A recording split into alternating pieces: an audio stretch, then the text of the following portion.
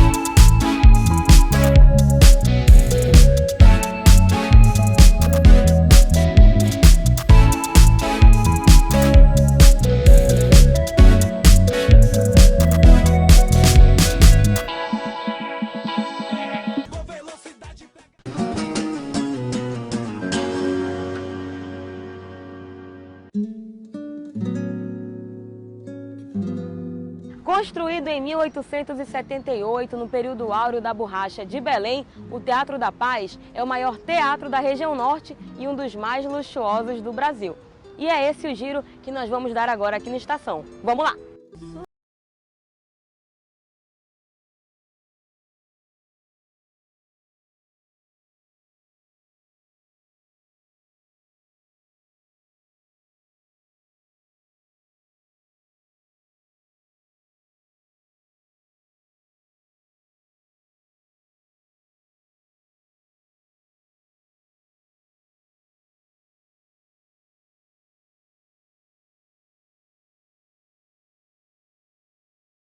Foi construído por um brasileiro, José Tiburcio de Magalhães, e é no estilo neoclássico.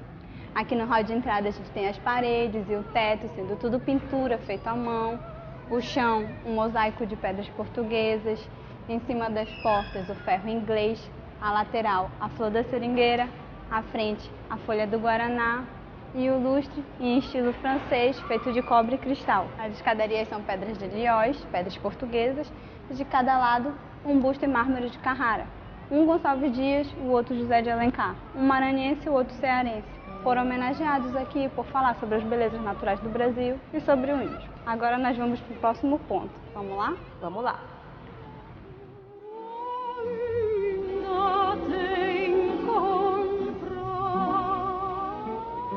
Aqui onde a gente tem esse espelho era a entrada principal para a sala de espetáculos. Mas como ela fica de frente para a porta, a acústica saía e o barulho da rua entrava.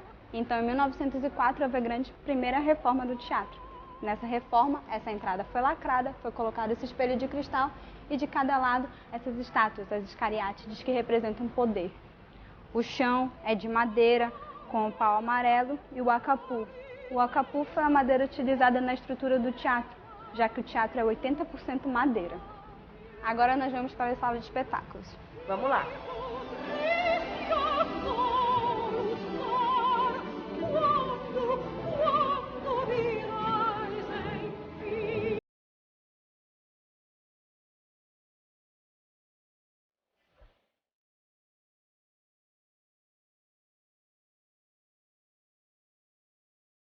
Esse é o salão de espetáculos e aqui, como você pode ver, nós temos 4 andares. Cada andar pertencia a uma classe social. Então nós temos esse andar, sendo o andar dos barões, o segundo andar dos políticos, os chefes de polícia, o terceiro, o andar da burguesia e o último andar era o andar das classes mais baixas e dos empregados. Por que isso? Eu já imaginei que os mais ricos ficassem em cima e os mais pobres embaixo. Interessante. Porque como esse teatro foi o maior teatro do estado, o maior teatro de Belém, construído com o dinheiro dos barões, eles queriam ficar onde eles pudessem ser vistos pelos outros. Então a classe deles estava no primeiro andar, assim quem estava acima os via. E a classe mais baixa, sei lá, em cima, justamente porque essa classe ficava escondida. Eles queriam se exibir para as outras classes. Mas realmente, acho que até hoje as coisas são assim, né? Isso mesmo. No caso, aqui, hoje em dia, esse é um andar mais caro, lá em cima o mais barato. Então segue isso. O teatro, tudo dourado dentro dele, é o ferro inglês folheado a ouro. A pintura do teto foi feita por um italiano, Domenico de Angelis, que pintou a vinda dos deuses para a Amazônia. Então tem Apolo nos cavalos. Na ponta daqui nós temos Diana, a caçadora, as musas das artes e do outro lado vários anjos, cada anjo com uma asa diferente, cada asa representa um pássaro da região amazônica. O lustre é a única peça norte-americana no teatro, tem a forma da flor da Vitória Régia, e um pano de boca que foi pintado na França em 1889 e posto em exibição em 1890, que tem o nome de Alegoria à República. E é interessante esse pano porque ele não foi bem aceito aqui.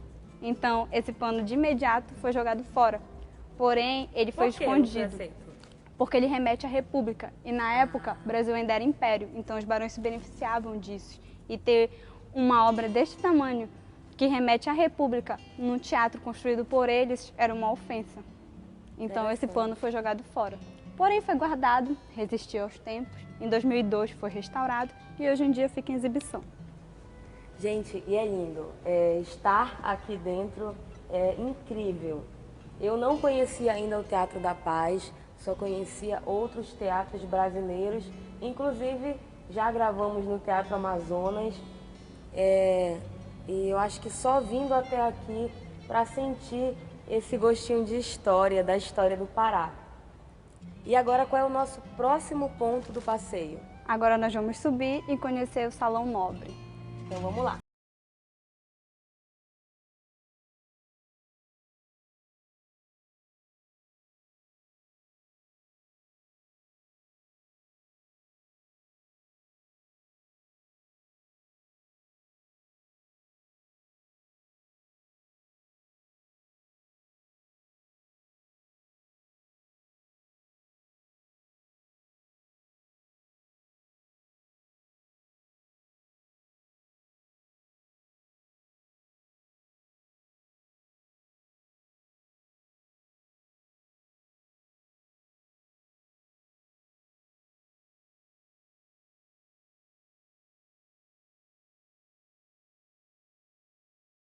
Que pertencia às classes mais altas também. Aqui aconteciam bailes, exposições de artes, as pessoas vinham durante os espetáculos. No andar de cima, nós temos o mezaninho, que dava certo para o andar do paraíso, então lá ficavam os empregados. Assim, se alguém daqui quisesse alguma coisa, sinalizava para o seu empregado e ele vinha até a porta. Aqui são dois maestros da época, um é Henrique Gurjão, maestro paraense, e o outro Carlos Gomes, de Campinas. No teto nós temos uma pintura, que já é a segunda dessa sala. A primeira foi perdida, foi feita por o italiano Domenico de Angelis, mas por infiltração ela foi perdida. Então nós temos uma pintura feita por um brasileiro, Armando Balloni, que pintou um cenário da floresta amazônica, utilizando uma técnica diferente. Ele pintou várias telas aqui embaixo e foi colando de uma por uma lá em cima, como se fosse um grande quebra-cabeça. Os lustres são de cristais. E nós temos os espelhos. São espelhos de cristais virados um de frente para o outro. Isso simboliza o infinito, que era para que o glamour e a riqueza da época nunca tivessem fim. Agora nós vamos lá na frente dar uma olhada. Bora lá. Aqui é a fachada do teatro e foi a área mais reformada dele, porque como eu falei, ele é no estilo neoclássico. E esse estilo tem uma regra. A frontal tem que possuir os números de colunas pares. Mas quando ele foi construído, tinham 7 colunas. Essas 7 iam até o parapeito e essa área era coberta. Mas essa 7ª coluna gerou muita polêmica. Se ela existisse, o estilo estaria errado. Então, em 1904, as colunas foram recuadas, o teto também, e a 7ª saiu. Entre elas foram colocadas as musas das artes, comédia, poesia, música e tragédia. No centro é o brasão do Estado. E onde ficavam as colunas, 2 estátuas de bronze, uma representando o dia, já que o sol nasce por esse lado, e a outra à noite, já que o sol se põe por esse lado. Então aquela se mostra, se esconde do sol e essa se mostra para a lua. E aqui a gente encerra a nossa visita guiada ao Teatro da Paz. Eu espero que você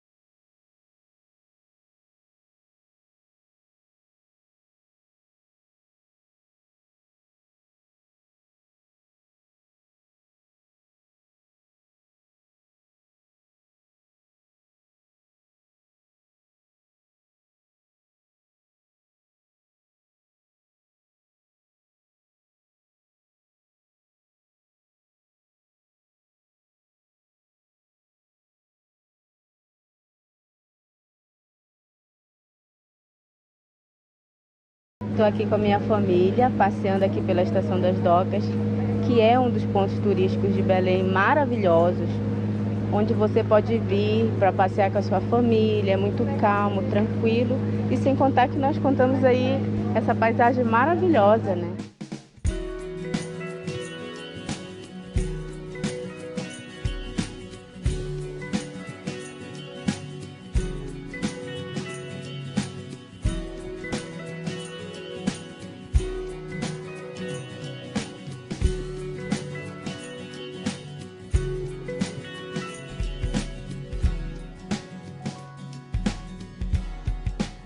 E agora chegou o momento de sentar em um dos inúmeros quiosques da Estação das Docas e experimentar uma das principais iguarias do Pará, o tacacá.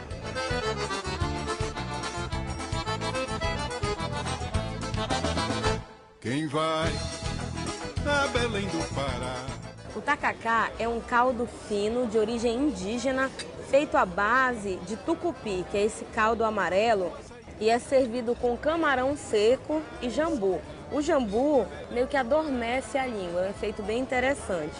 É servido quente e em cuias. É sempre servido desta forma e para quem nunca experimentou, é uma iguaria interessantíssima e bastante saborosa. Eu recomendo. Em Belém do Pará, daqui tucupi, tem mais o jambu, também camarão. Quem quer tacacá? Daqui tucupi, tem mais o jambu, também camarão. Quem quer tacacá? Quem vai a Belém do Pará, desde a hora em que sai, não se esquece. Dave, I'm from England. I'm on holiday here in Brazil with my wife as well. Just arrived in Belém, so I've been here for about 1 hour, so I haven't seen very much yet. Came down to Estação das Docas because it was a place that was recommended. I read about it on internet. It sounded like an interesting place to come, particularly in the evening.